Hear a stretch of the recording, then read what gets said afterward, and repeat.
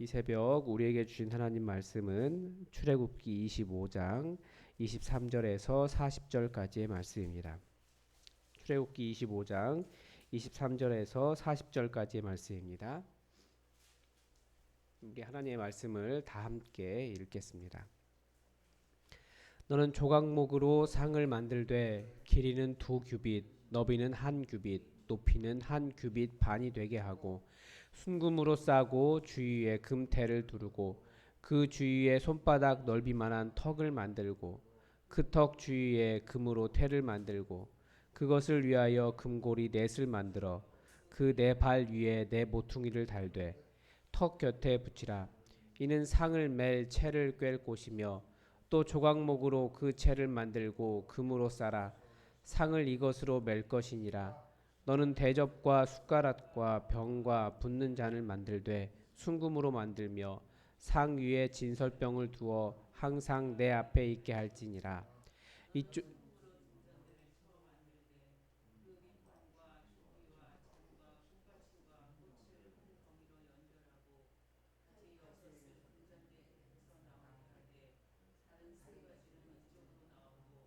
다른 세 가지는 저쪽으로 나오게 하며 이쪽 가지에 살구꽃 형상의 잔 셋과 꽃받침과 꽃이 있게 하고 저쪽 가지에도 살구꽃 형상의 잔과 꽃받침과 꽃이 있게 하며 등잔대에서 나온 여섯이 갖게 할지며 들개는 살구꽃 형상의 잔 넷과 꽃받침과 꽃이 있게 하고 등잔대에서 나온 여섯을 위하여 꽃받침이 있게 하되 두 가지 아래에 한 꽃받침이 있어 줄기와 연결하며 또 두 가지 아래에 한 꽃받침이 있어 줄기와 연결하며 또 두 가지 아래에는 한 받침이 있어 줄기와 연결하게 하고 그 꽃받침과 가지를 줄기와 연결하여 전부를 순금으로 쳐 만들고 등잔 일곱을 만들어 그 위에 두어 앞을 비추게 하며 그 불 집게와 불똥 그릇도 순금으로 만들지니 금잔대와 이 모든 기구를 순금 1달란트로 만들되 너는 삼가 이 산에서 내게 보인 양식대로 할지니라. 아멘.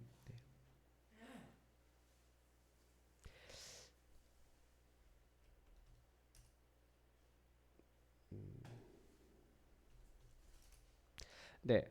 오늘은 그 진설병을 두는 상하고 금잔대에 대한 내용들이 나옵니다.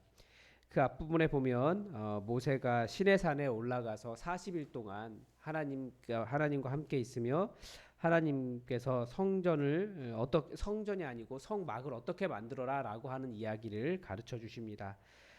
그게 이제 여러 가지 예물들을 하나님 앞에 바치고 그 바친 예물들을 가지고 이 앞에 맨 처음에 나온 것이 증거궤를 어떻게 만들까, 법궤를 어떻게 만들까에 대한 이야기가 있었고, 그리고 이제 오늘은 진설병에 대한 이야기입니다. 여기서 상을 만들 때 진설병을 놓는 상이죠. 그래 진설병상이라고도 이야기하고 순결한 상이라고도 이야기하고 진설병의 금상이라고도 성경에는 표현되어 있습니다.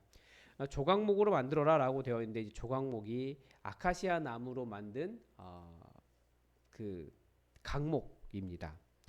지금 우리나라는 주로 우리나라가 사용하고 있는 그 강목은 저도 잘 몰랐는데 소송이라고 하더라고요. 왜 소송인가 했더니 러시아에서 와서 그러니까 소련에서 와서 소송이라고 하더라고요. 그래서 소송을 가지고 조각목을 만드는데 아카시아 나무로 만든 조각목으로 해라라는 겁니다. 길이가 두 규빗이고 너비는 1규빗이고 높이는 1규빗 반이 되게 하라라고 되어 있으니까 2규빗이면 한 그 90cm 조금 넓거든요. 90cm 그리고 그 반에 한 45cm 정도 되는 거 그리고 높이는 그 반 정도 1규빗 반 그 정도 되도록 만들라고 되어 있습니다. 뭐 여러 가지 표현이 있는데 그래서 여러분 보실 수 있도록 사진을 준비했습니다. 네. 이렇게 만들라는 겁니다. 그래서 이렇게 진설병을 두도록 만들었고 그 위에 보면 네, 여기 보면 이제 그 컵도 있고 잔을 두라고 했잖아요. 잔도 있고 그 네. 그 주전자도 있고 진설병을 이렇게 놓을 수 있고 그다음에 잘 보이지 않는 게 접시가 있어야 되고 숟가락이 있어야 됩니다. 숟가락이 이렇게 있어야 되는데 예, 이런 식으로 법궤를 만들었고 고리를 만들어서 이렇게 채를 넣어서 이 채로 들고 다닐 수 있도록 그 사람이 직접 그 상을 이렇게 손으로 드는 것이 아니라 그 채에 껴서 이렇게 어깨에 매서 움직일 수 있도록 그렇게 진설병 상을 만들었습니다. 이제 29절에 보면 붓는 잔을 만들어라라고 되어 있는데 잔을 붓는 이유는 전제를 위한 잔이죠. 그러니까 그 여러 가지 제사 방법이 있는데 전제는 그 액체, 그러니까 포도주나 기름을 드릴 때, 그러니까 포도주를 드릴 때 주로 쓰는 건데, 그래서 포도주 그 전제를 드릴 수 있도록 그렇게 잔을 만들어 놓은 겁니다. 그러니까 태울 수 있는 번제로 드리는 고기를 드리는 그 제사는 제단에서 하고 전제로 드리는 잔은 이렇게 해서 거기에서 드리는 겁니다. 상 위에 진설병을 두어라라고 가르쳐 주는데 진설병을 두고 그 진설병이 항상 내 앞에 있도록 그렇게 해라라고 말씀하십니다.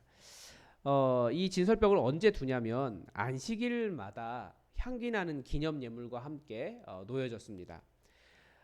그러면 이 안식일에 그 한 주 동안 있었던 그 빵을 나중에는 누가 먹게 되냐면 제사장이 먹게 되어 있습니다. 다윗이 사울에게서 도망할 때 먹었던 빵이 이제 이 그 진설병이었던 거죠. 그래서 이것은 제사장들에게는 양식이었습니다. 제사장들은 어떤 느낌이었을까요? 그 진설병을 보면서 하나님께 드린다 라고 생각을 했을 겁니다. 그런데 이것은 또 우리에게 무엇을 가르쳐 줍니까? 하나님께서 그 빵을 드시는 것이 아닙니다. 성경은 그런 의미로 진설병을 두라고 한 게 아니에요. 양식 먹는 것은 항상 우리가 먹는 것이 없으면 살아갈 수 없습니다. 양식이라고 하는 것은 우리의 실생활에서 사실 뗄 수가 없는 거예요. 그런데 이것이 누구에게서 나오느냐 그것을 보여주는 겁니다. 그리고 또 하나는 우리의 모든 식사에 우리 주님이 계신다 이것을 가르쳐 주기 위해서 이 진설병을 그렇게 두게 했습니다.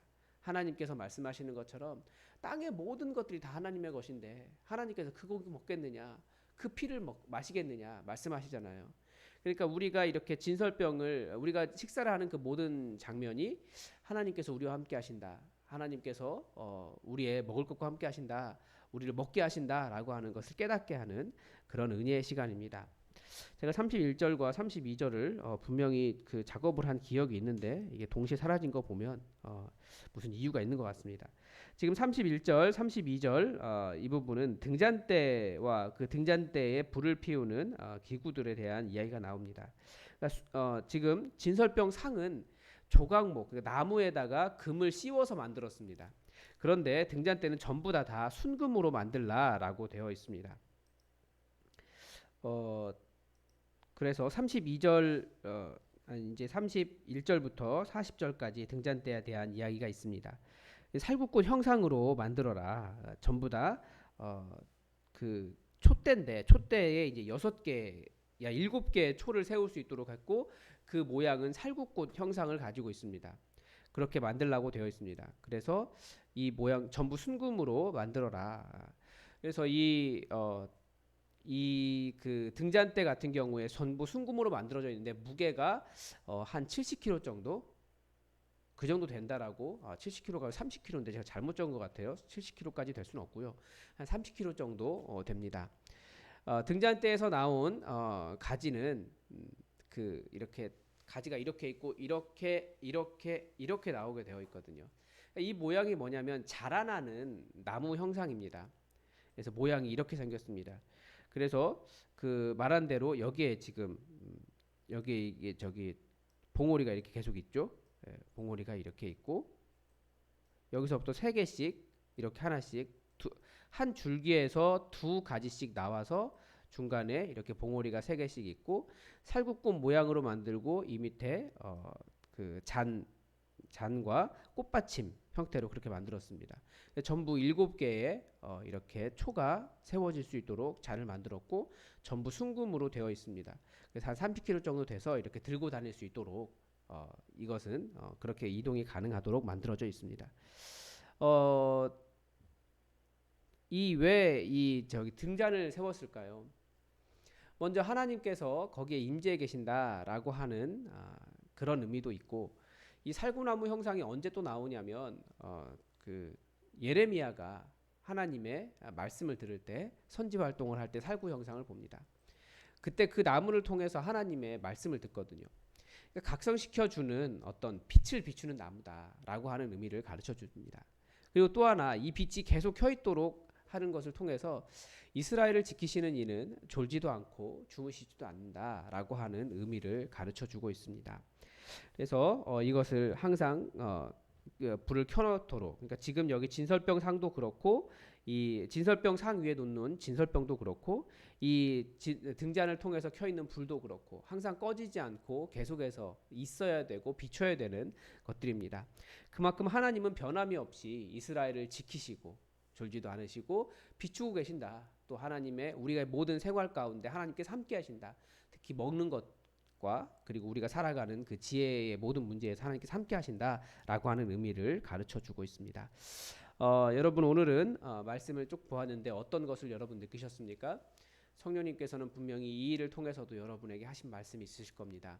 그것을 들으시고 그리고 성령님께서 말씀하신 대로 여호와 하나님의 하나님 되심이 여러분의 삶에 나타나도록 기도하시기 바랍니다. 다 함께 기도하겠습니다.